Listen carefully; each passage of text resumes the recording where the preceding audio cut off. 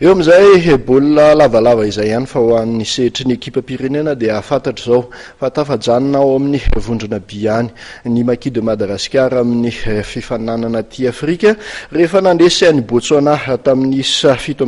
no 4 nandritra ny lalo feditoerana natao tany Maroc al samy nanambara avokoa ny fahitany an'izany lalao nataon'ny Maki de Madagascar tany Maroc zany ireo mpakafy sy teknisianina eto Madagascar eo amin'izany tontolon'ny baolina lavalava izany ao ireo milaza fa ilaina ny vatana ao anatin'izany fiatrehana lalao afrikanina izany ao ihany koa ireo milaza fa misy ny lesoka teo amin'ny fangalana sy ny fitiliana ireo mpilalao nentina nandrafitra ny Maki de Madagascar niatrika an'izany fifaninanana tany Maroc izany.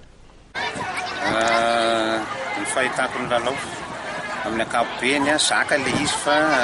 io moa manao zavatra tsy mora ny resaka vatana iny tsy firesaka tsony zany hoe kely vatana na lehibe vatana fa itsika hoe kely fa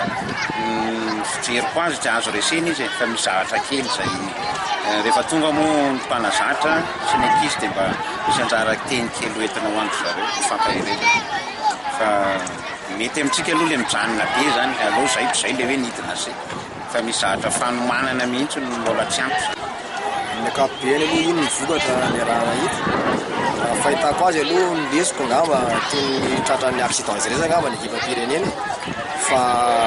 ranoavy ngamba ny miara-manamboatra tsika eto Madagasikara ngamba zay fanamboaran'izay inona no mety tokony atao io dia miankina amin'ny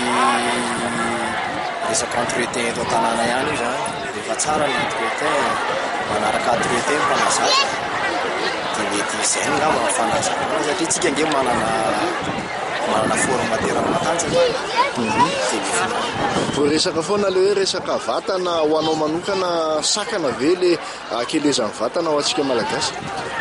amin'ny ankapobeny efa io vatantsika raha amiko aloha ny vatana tsy sakana satria tsika tsy afaka ny amorona satria fa io ngamba ny vatany efa malagasy be da be ngeny natao anatin'ny test io ny hita amin'ny mpanazatra fa lehibe indrindra ngamba io ny metiny fa tsy sakana ny vatana angamba ny fampiarana azy fampiarana ny teknika tokony hatsaraina be sy manatsara olona malagasy marina hoe iny baolina nandeha zany izay zany vita aloha ny atsika zany tsy ao amin'le éliminatoiran'ny coupe zany tsika efa tsy afaka manao fa iny moa zany aloha zavatra vita zana zany le izy hoe ny anamboarana anazy zany ny amin'ny manaraka ny tanjony satria be dia be ny feo mandeha amin'le resaka ekipa pirenena ka izay zavatsay zany raisina ny coach zany atanke coach ianao manana ny zavatsay eritreretinao avoka ianao rehefa mitondra ekipa pirenena dia avy izay zany zavatra napetraka ny coach rety ny ekipa noentiny rety mety amin'ny zinosiany rety mety amin'ny spiritisiatony dia sika be reny zany raisiny iny moa zany mivokatsy